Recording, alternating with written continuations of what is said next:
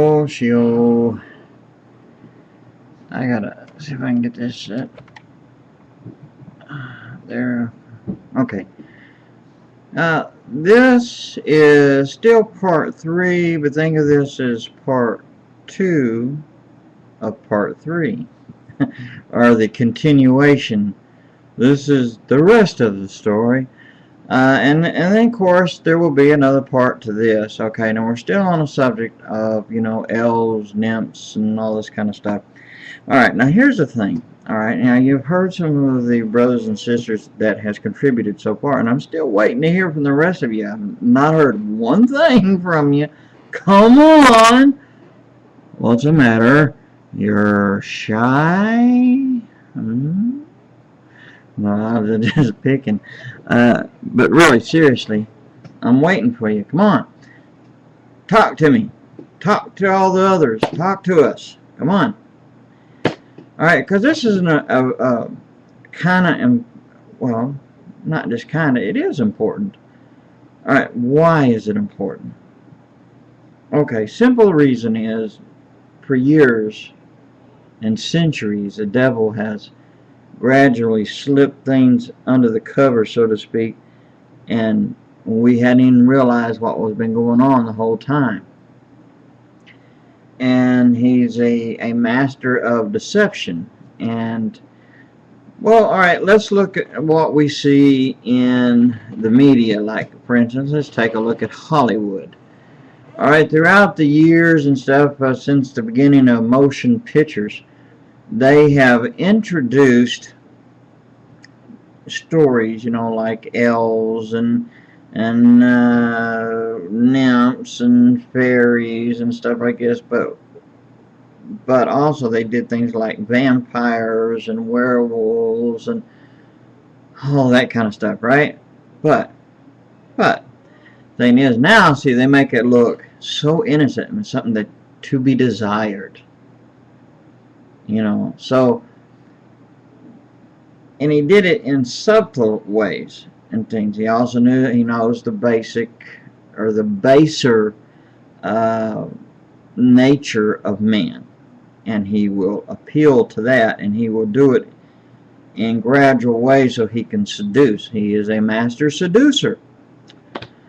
Okay, now, we know in stories, from everything, you have from children's fairy books, children's books, that has stories of fairies and elves. Now we know that they make them to sound, they're benevolent, that these are innocent, sweet creatures, and they're just so beautiful and sweet. But see, the thing is, that's kind of like, or you think about the Santa Claus or Easter or whatever stuff, and all pagan things that has been introduced and made to look innocent, and how that we have adopted them in our lives in one form, way, or another. I mean, anything to have adopted and incorporated it into Christianity. We've incorporated paganism into there, and we never questioned it. Now there's a lot now starting to, beginning to question what's, saying, hey, what's going on? Something's not right. Something's not kosher. Alright, through the fairy things, the devil has gradually seduced people. And it's amazing how he can get through a person either through their children or a case for a married couple, he will use a woman to get to the man. And sometimes he will use money, different things he can use to seduce a person. And sometimes to the woman, of course, he can use another man and all that kind of stuff, blah blah blah. The whole list goes on. We're talking about seduction here, okay? And like, well, why the subject of elves, nymphs, and such things? Okay, Now, we was talking about children for one. Now, we've seen how that what has happened through the movie in the books of Harry Potter. Well, see, nobody has never really, you know, and I know it sounds like this old miser here that's just going to start picking children's books apart. I don't want to even sound like that, but I'm talking about how that something has crept in, and he used something that seems so innocent.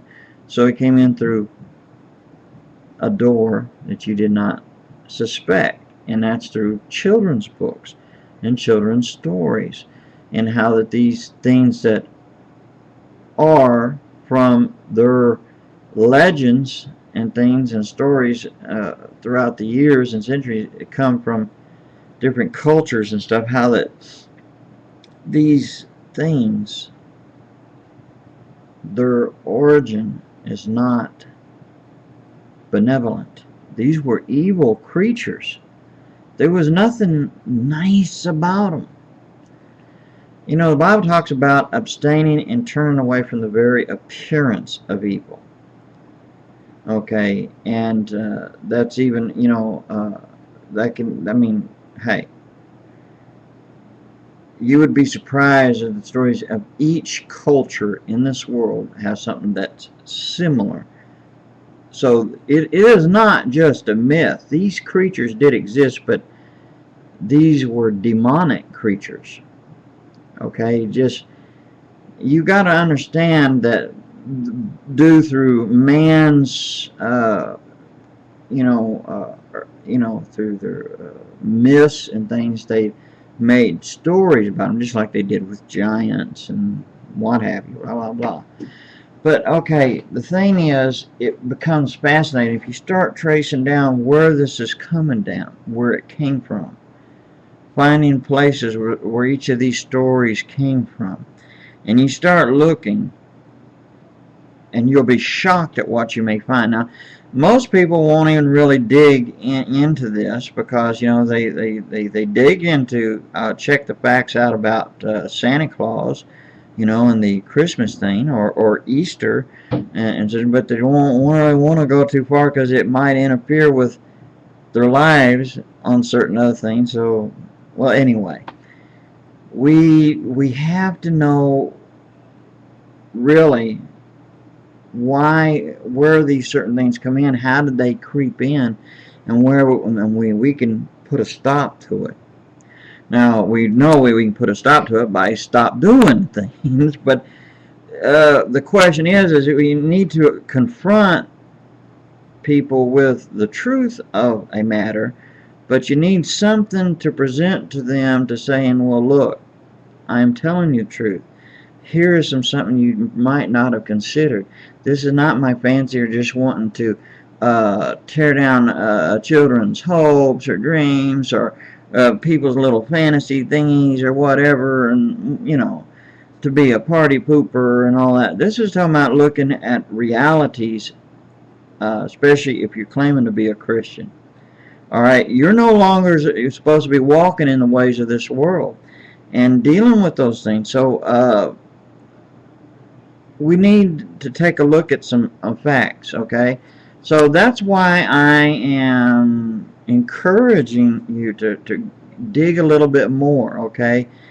You have to understand, those creatures, they're myth and they're not myth. Man kind of twisted things, but they came from a reality of something that was real and evil. But then man, throughout time, you know, they added and twisted here and make it sound innocent and harmless, and then it's just become a legend, a myth, and such and such and such. But let's take a look at it, okay? So some of you have more access to a lot of information than I would, okay? But I can do what I can do, but I will still talk to you a little bit more about all this subject. But let's hear what you got to say, okay? What information can you offer? Let's expose lies and tell the truth and show people the truth. And let's take a look what is really out there. And let us worship God and preach the gospel of Jesus Christ. Shalom and ha-ho.